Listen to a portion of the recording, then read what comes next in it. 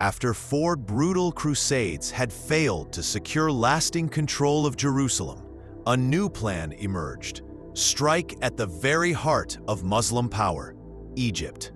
What followed was a tale of ambition, faith, and disaster. The Fifth Crusade promised glory, but instead ended in surrender, humiliation, and a lesson in how arrogance can drown even the mightiest armies. Subscribe to my channel for more untold stories of history. Today we begin the tale of the Fifth Crusade, a bold march on Egypt that ended in failure. The Crusades, a series of religious wars between the Latin Christian West and the Muslim powers of the East, had already left a deep mark on both Europe and the Middle East by the early 13th century.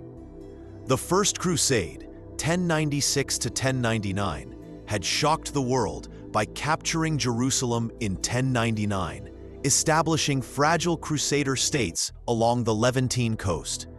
The Second Crusade, 1147 to 1149, launched in response to the fall of Edessa, ended in disaster, with European armies failing to make any meaningful gains. The Third Crusade, 1189 to 1192, led by great monarchs such as Richard the Lionheart, Philip II of France, and Emperor Frederick Barbarossa, achieved some victories, including the recovery of coastal strongholds like Acre, but failed to retake Jerusalem from the formidable Muslim leader Saladin. The Fourth Crusade, 1202 to 1204, had veered wildly off course. Instead of reaching the Holy Land, the Crusaders infamously sacked Constantinople, the Christian capital of Byzantium, deepening the schism between the Latin West and the Orthodox East.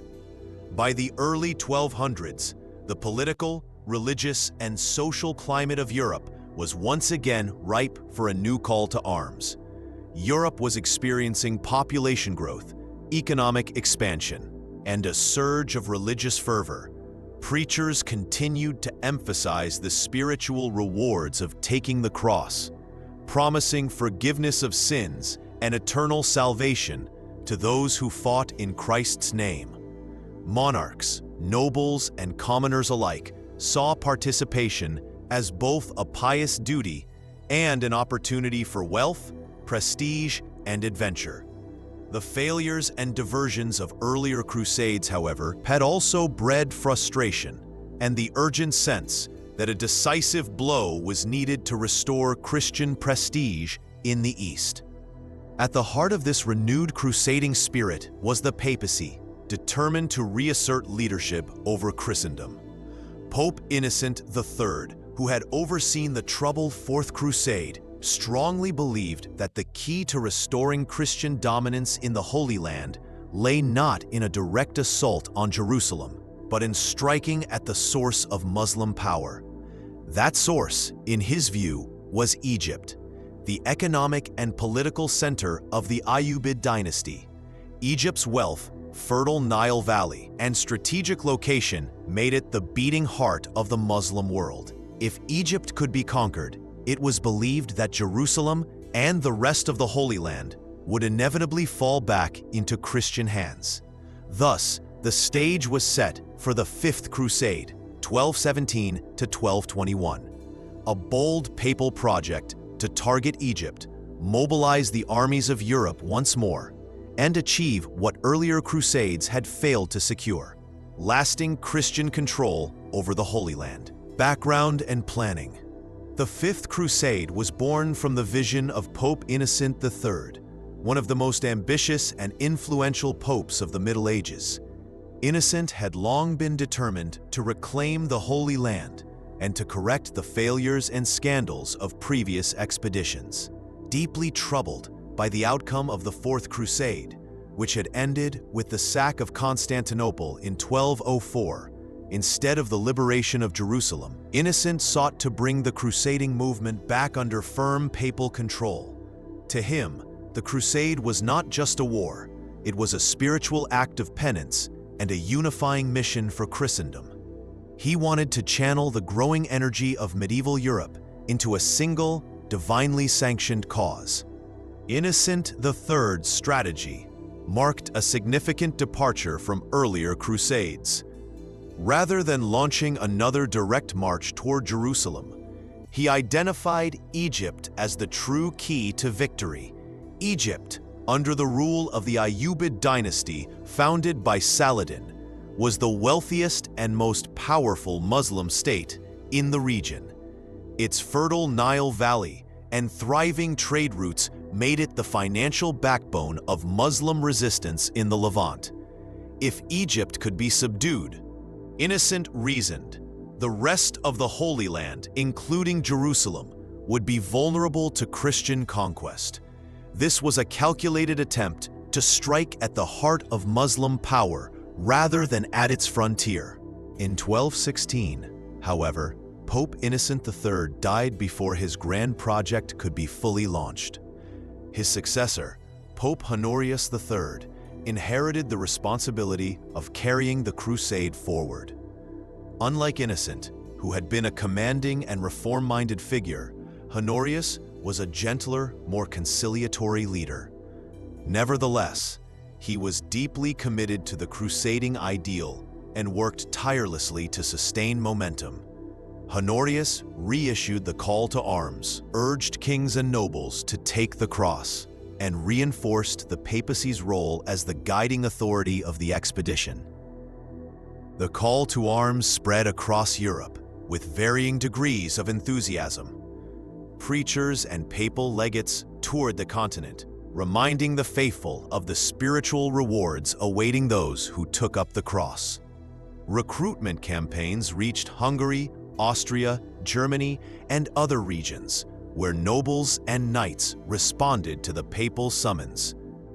Andrew II, the King of Hungary, was among the first major rulers to commit, bringing with him a sizable force. Leopold VI, Duke of Austria, and numerous German princes and knights also pledged their support. However, the kings of France and England, preoccupied with conflicts at home, declined to participate directly. This lack of unified leadership from Europe's strongest monarchies would later prove a major weakness. The papacy also relied heavily on the support of the great military orders, the Knights Templar and the Knights Hospitaller.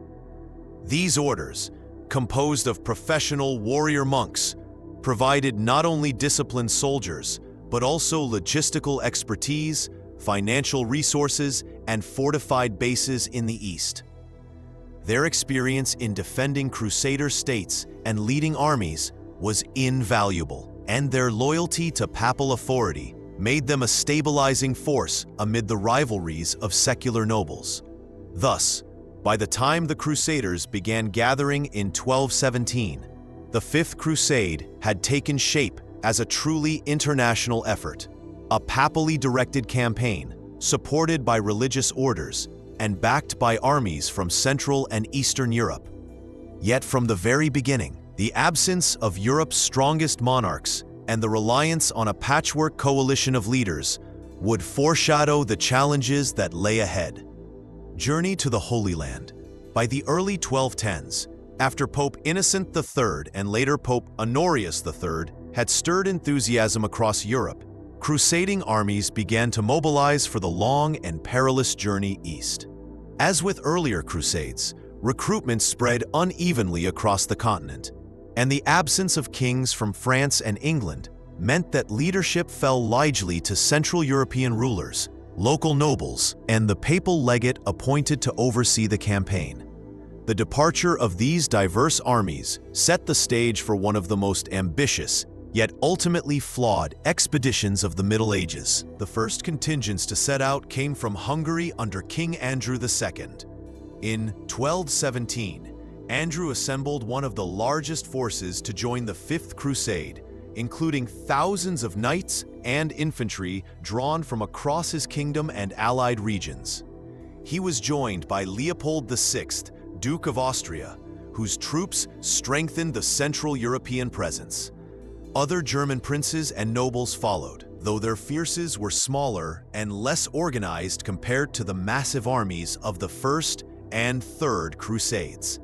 John of Brienne, the King of Jerusalem by marriage, awaited their arrival in the East, offering both legitimacy and local knowledge of the Crusader states. The question of how best to reach the Holy Land divided participants. Some armies chose the traditional overland route through the Balkans and Byzantine territory, a path fraught with logistical challenges, long marches, and strained relations with the Byzantines, who remained suspicious after the Fourth Crusade's sack of Constantinople. Others preferred the sea route, sailing across the Mediterranean in fleets hired or provided by Italian maritime powers, such as Venice and Genoa. Naval transport, though expensive, was far quicker and allowed armies to arrive in fighting condition rather than exhausted after months of marching. For the Fifth Crusade, the sea route became the dominant choice, especially for armies coming from Central and Western Europe. Even before the Crusaders reached the Levant, the question of strategic objectives loomed large. While the First Crusade had focused on directly marching toward Jerusalem, Pope Innocent III and his successor Honorius III had already redefined the central aim. Egypt was to be the target. The idea was not universally popular. Many knights and nobles saw Jerusalem as the true prize and struggled to grasp the logic of attacking the Nile Delta rather than the Holy City itself. Yet the papal legate, Cardinal Pelagius of Albano, insisted that only by striking Egypt could the Crusaders cut off the financial and military resources of the Ayyubids. With papal backing, his vision would dominate the campaign's planning. Leadership, however, was divided. King Andrew II, though initially enthusiastic, soon grew weary of the hardships of campaigning. After participating in a series of raids and minor skirmishes in the Holy Land, he returned home in early 1218, leaving behind a weakened but still determined Crusader force. Leopold VI of Austria remained longer, coordinating with John of Brienne, who represented the interests of the Crusader states, while Cardinal Pelagius exerted spiritual authority and insisted on adherence to the papal plan. This uneasy balance of power between secular kings, noble leaders, and the papal legate would shape every major decision in the years to come. Thus, the journey to the Holy Land was not just a physical passage across land and sea. It was also the beginning of a strategic and leadership struggle that would define the Fifth Crusade. The diverse contingents converging on the Eastern Mediterranean carried with them hopes of restoring Christian dominance, but they also brought rival priorities and divided loyalties. These tensions would soon emerge more clearly as the Crusaders set their sights on Egypt. Campaign in Egypt. In 1218, the Crusaders shifted their focus decisively toward Egypt, arriving near the Nile Delta and preparing to strike at Damietta, a thriving port city and a critical gateway to the Egyptian heartland. Damietta's location on the eastern branch of the Nile made it a prize of immense strategic value. Controlling the city would give the Crusaders access to the river system, a base of operations in Egypt, and a bargaining chip to pressure the Ayyubid rulers. For the papacy, and especially for Cardinal Pelagius, Damietta was the key that could unlock ultimate Christian control over Jerusalem. The siege began in May 1218, and almost immediately the Crusaders faced enormous challenges. Damietta was heavily fortified, its defenses centered on a massive chain stretched across the Nile that connected to a heavily armed tower. This structure prevented ships from sailing upriver, effectively blocking Crusader access and protecting the city from naval assault. Taking the tower became the Crusaders' first major objective. With ingenuity and determination, they constructed floating siege towers and deployed catapults and other engines of war to bombard the defenses. After months of bitter fighting, the Crusaders managed to capture the tower in August 1218, opening a path for naval operations on the river and tightening their grip on the city. The geography of the Nile Delta, however, proved to be both an asset and a curse. The Nile's annual floods transformed the battlefield into a quagmire, making movement difficult for heavily armored knights and complicating siege operations. At times, floodwaters isolated Crusader camps or cut off supply routes, creating hardships that weakened morale. The defenders, familiar with the terrain, exploited these conditions to harass Crusader positions and delay their progress. Despite these obstacles, the Crusaders pressed on, tightening the siege throughout 1219. Reinforcements from Europe continued to arrive, including contingents of Templars, Hospitallers, and Italian fleets. Yet internal tensions simmered between John of Brienne, who favored negotiation and practical compromise, and Cardinal Pelagius, who demanded an uncompromising pursuit of victory. These divisions slowed decision-making and sometimes undermined coordination. One of the most remarkable episodes of the siege came not from the battlefield, but from an unexpected mission of peace. In 1219, Saint Francis of Assisi, the humble Italian friar, crossed the lines to meet Sultan al-Kamil, the nephew of Saladin and ruler of Egypt. Francis sought to peacefully convert the Sultan, or at least promote dialogue between Christians and Muslims. Though his mission did not achieve conversion or peace, it left a lasting impression on both sides. The Sultan reportedly admired Francis's courage and sincerity, while Francis himself returned inspired, shaping his later commitment to humility and dialogue. This unusual encounter stands as a striking counterpoint to the violence of the Crusade. By late 1219, after more than a year of brutal fighting, starvation, and disease within the city, Damietta finally fell to the Crusaders. Its capture was hailed across Europe as a monumental victory, the first true success of the Fifth Crusade. Yet the hard-won triumph also set the stage for deeper divisions and overconfidence, which would ultimately shape the tragic course of the campaign in the years ahead. Turning points. The capture of Damietta in November 1219 marked the high point of the Fifth Crusade. After nearly a year and a half of relentless siege, the Crusaders stormed the city, forcing its exhausted defenders to surrender. The victory sent shockwaves through Christendom. Damietta was one of Egypt's most important ports, a hub of trade and wealth, and a stronghold that many had believed impregnable. Its fall seemed to confirm the papal vision that Egypt, not Jerusalem, was the key to triumph. Songs of celebration spread across Europe, and for the first time in decades, it appeared as though the crusading movement had regained its momentum. Yet this success also exposed the fault lines within the Crusader leadership.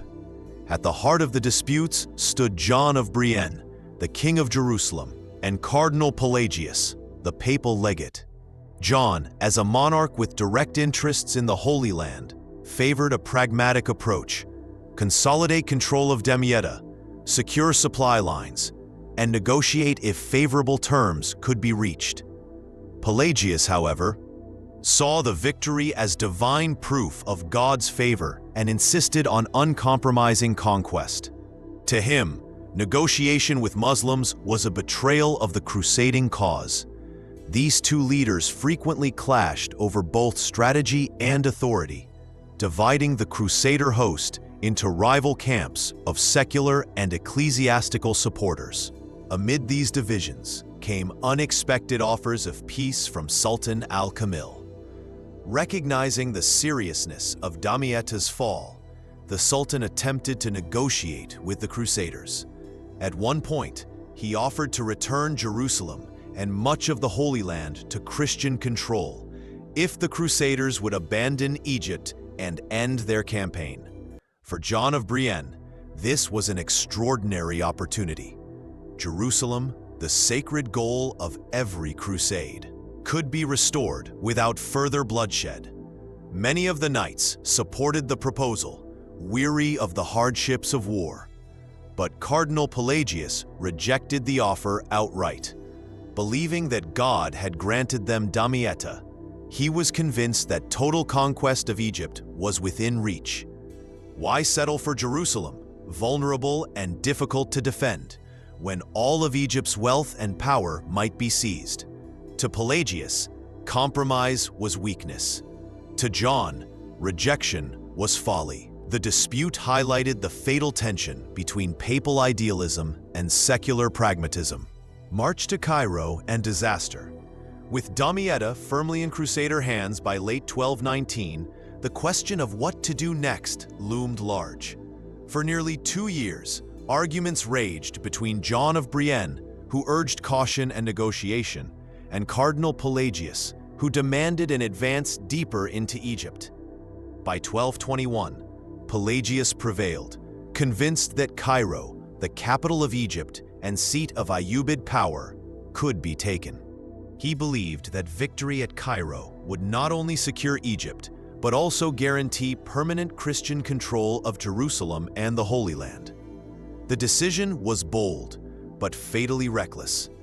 The Crusader army, swollen with reinforcements from Europe, began its march south along the Nile toward Cairo in July 1221. At first, progress was steady.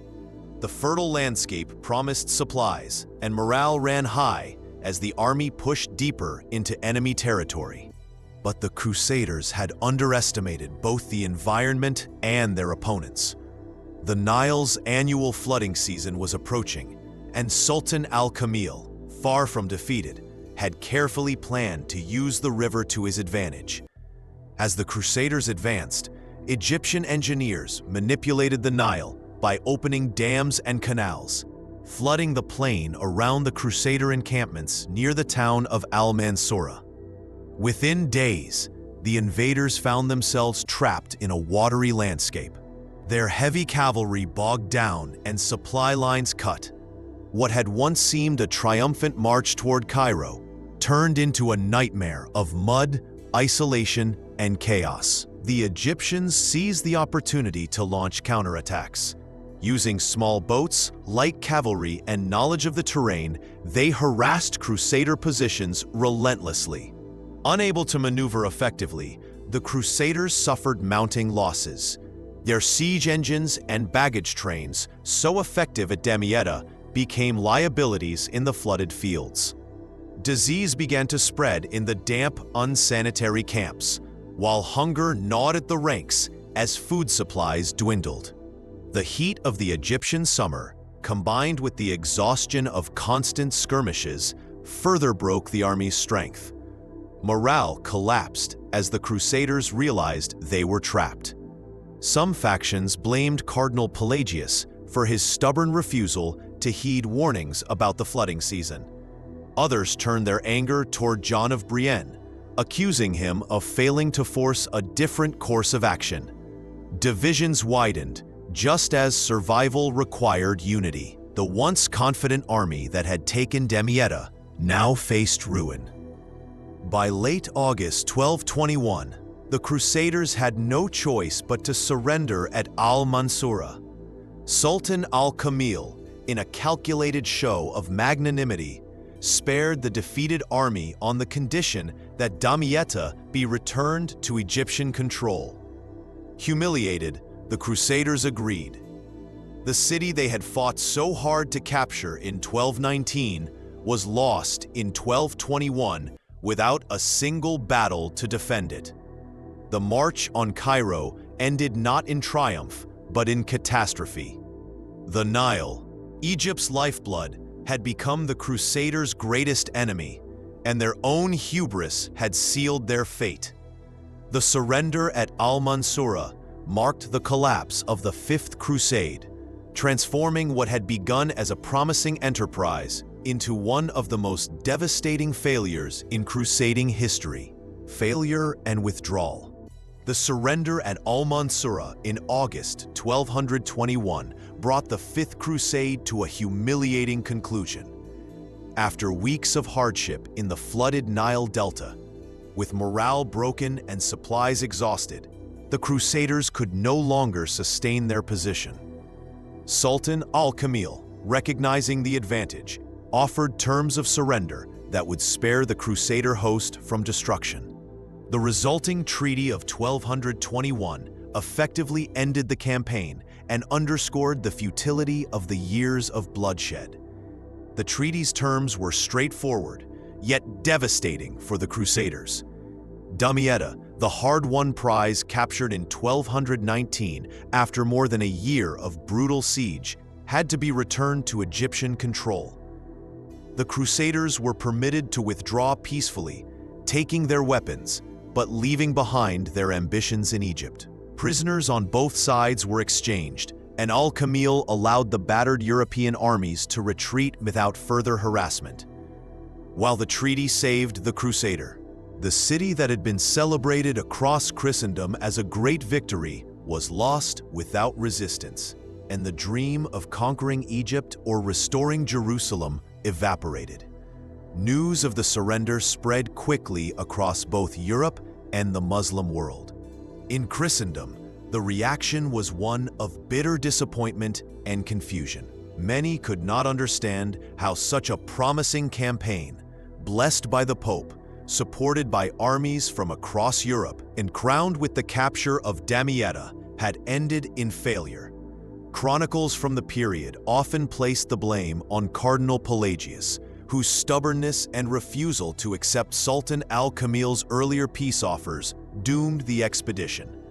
John of Brienne, though respected for his pragmatism, was criticized for lacking the authority to overrule the papal legate. The lack of unified leadership, the refusal to negotiate, and the arrogance born from Damietta's capture were cited as key reasons for the collapse. In the Muslim world, the outcome was hailed as a vindication of faith and resilience. Al-Kamil emerged as a skilled and pragmatic leader, using Egypt's geography and resources to his advantage.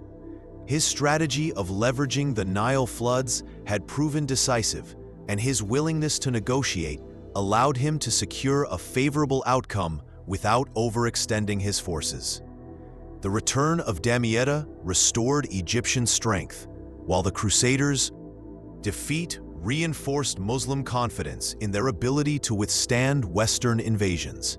The papacy, meanwhile, was left to grapple with the political and spiritual consequences of the failure. Pope Honorius III, who had tirelessly supported the crusade after Innocent III's death, was deeply disappointed. The campaign that had been envisioned as the ultimate solution to the Crusader problem had collapsed, leaving Europe disillusioned and less eager to respond to future calls. For many, the Fifth Crusade demonstrated that papal leadership alone was insufficient without the active participation of Europe's great monarchs. It also revealed the dangers of ignoring local knowledge and the complexities of the region in favor of rigid religious zeal. In the end, the Fifth Crusade left no gains for Christendom, only lessons of pride, poor leadership, and missed opportunities.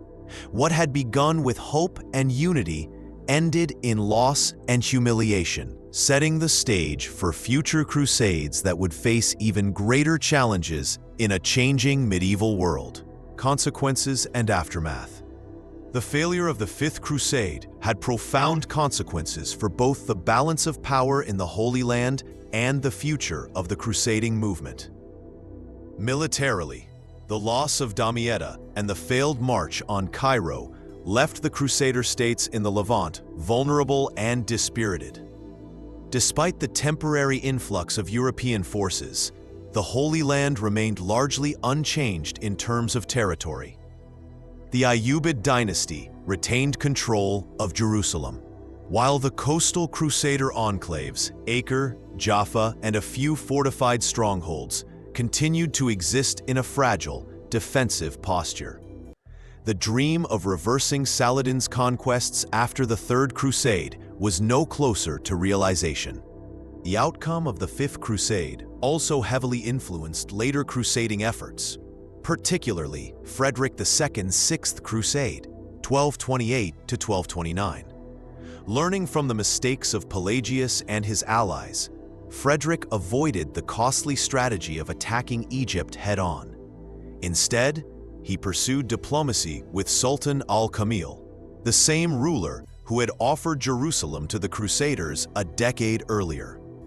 Ironically, Frederick succeeded through negotiation where the Fifth Crusade had failed through war, regaining Jerusalem and parts of the Holy Land without a single major battle. The contrast highlighted the missed opportunity of 1219, when al-Kamil's peace offers had been rejected. Relations between East and West were also affected. The sack of Constantinople during the Fourth Crusade had already poisoned relations between Latin and Greek Christians, and the Fifth Crusade did little to repair the breach. The Byzantines, still wary of Western intervention, offered limited assistance and remained suspicious of papal motives. Among Muslims, the Crusade further reinforced the view of Europeans as aggressive, but ultimately divided invaders, vulnerable to both geography and their own internal rivalries. Al-Kamil's ability to defeat the Crusaders with diplomacy and environmental strategy enhanced the prestige of Muslim leadership in the region. In medieval memory, the Fifth Crusade was remembered less as a glorious enterprise and more as a cautionary tale. Chroniclers frequently criticized the arrogance of leaders like Pelagius, the refusal to accept reasonable peace, and the hubris that followed the capture of Damietta. The failure served as a reminder that divine favor could not be presumed, and that disunity among Christian forces was a recipe for disaster. While the Crusades would continue, the Fifth Crusade left behind a legacy of disappointment, missed opportunity, and the enduring lesson that zeal without wisdom could lead to ruin. Historical analysis. The Fifth Crusade stands as one of the clearest examples of how disunity, poor judgment, and misplaced priorities could doom even the most promising crusading efforts. Despite the initial success at Damietta, the crusade collapsed because its leaders failed to combine spiritual zeal with practical strategy. At the heart of the failure lay leadership struggles. The tension between John of Brienne, who favored negotiation and caution, and Cardinal Pelagius, who embodied papal absolutism and uncompromising zeal, crippled decision-making. The refusal of Europe's most powerful monarchs, such as the kings of France and England, to participate left the campaign reliant on second-tier rulers whose authority could not unify the diverse contingents. The military orders, though disciplined, could not bridge the rift between secular and ecclesiastical leaders. Without a clear chain of command, the crusade was pulled in conflicting directions. The Crusaders also underestimated the unique geography and defenses of Egypt. The decision to advance toward Cairo during the Nile's flood season revealed a striking lack of local knowledge. While the Crusaders had mastered sieges in the Levant, they were unprepared for Egypt's water-based defenses and the ingenious use of the Nile by Sultan al-Kamil's forces. The flooding trapped their heavy cavalry, cut off supplies, and turned their triumph into a desperate retreat. The landscape itself became an ally of the defenders and a nightmare for the invaders. Equally critical was the refusal to accept reasonable peace offers. Al-Kamil's willingness to return Jerusalem and parts of the Holy Land in exchange for Egypt's security was nothing short of extraordinary. Yet Pelagius, convinced of imminent total victory, rejected these overtures. This decision not only squandered the chance to restore Christianity's holiest city, but also revealed how religious zeal, when unchecked by pragmatism, could blind leaders to opportunity. For later crusading efforts, the Fifth Crusade offered sobering lessons. Success would require unity of command, careful attention to geography and logistics, and a willingness to balance military ambition with diplomacy. These lessons were taken to heart by Frederick II during the Sixth Crusade, when negotiation with Al-Kamil restored Jerusalem without bloodshed. Ironically, what the Fifth Crusade failed to achieve through force was secured a few years later through diplomacy. In the end, the Fifth Crusade's failure was not inevitable. It was the product of arrogance, division, and short-sightedness. Its legacy underscored the necessity of wisdom alongside faith in the pursuit of crusading goals. Conclusion. The story of the Fifth Crusade is one of ambition, miscalculation, and missed opportunity. Launched with the grand vision of Pope Innocent III and carried forward by his successor, Pope Honorius III, it embodied the determination of the medieval papacy to reclaim the Holy Land and reassert spiritual leadership over Christendom. The early success at Damietta seemed to promise a turning point in the crusading movement, proving that Egypt could be breached and that victory was within reach.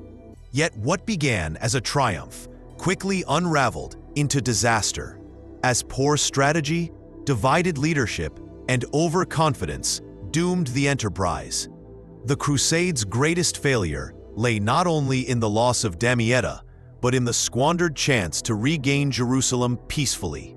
Sultan al-Kamil's offers of negotiation, which could have restored the holy city without further bloodshed, were rejected out of arrogance and blind zeal.